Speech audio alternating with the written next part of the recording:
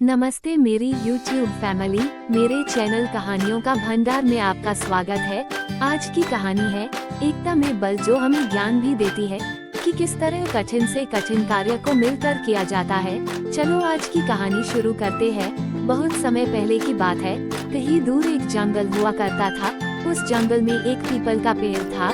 वह पीपल का पेड़ कई सालों पुराना था। उस पीपल के पेड़ को देखकर लगता कि उसकी उम्र करीब 100 साल से भी ज्यादा हो गई होगी।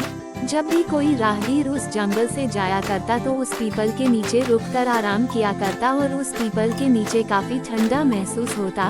ये गर्मी के मौसम में राहगीर को खुद की ओर खींच लिया करता, क्योंकि गर्मी में हर कोई राहगीर पेड़ की छांव की ओर खींचा चला जाता है।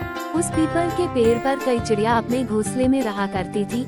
एक दिन एक कौवा ने देखा कि कोई शिकारी उस पीपल के पेड़ के पास आ रहा है। कौवा जल्द से पीपल के पेड़ के पास आया और सभी को शिकारी के बारे में बताने लगता।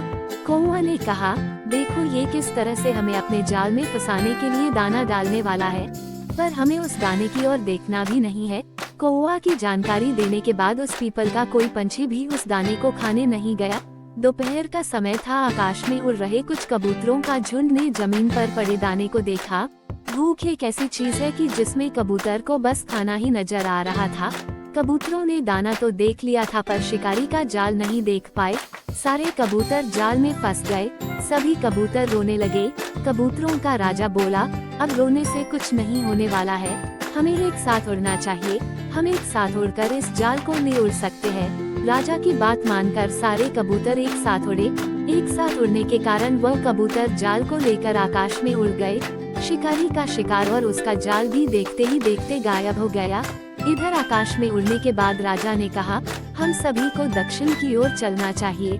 दक्षिण की ओर एक चूहा रहता है जो मेरा मित्र है, शायद वो हमारी मदद कर सकता है।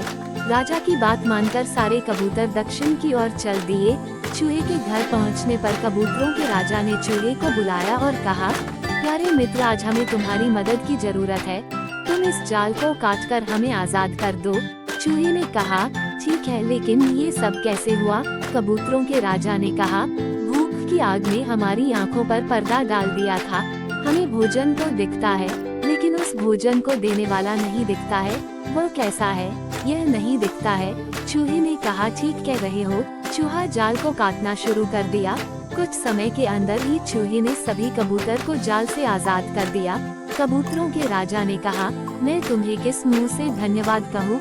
इस पर चूहे ने कहा, एक मित्र दूसरे मित्र के काम ना आए तो वह मित्र ही क्या, और उनमें कैसी मित्रता फिर।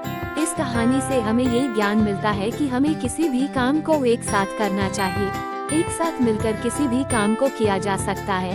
एकता में बल होता है जो किसी भी मुश्किल काम को आसान बना देता है, और हमेशा दोस्ती का भी फर्ज निभाना चाहिए। धन्यवाद। ये कहानी आपको कैसी लगी मुझे कमेंट बॉक्स में जरूर बताना।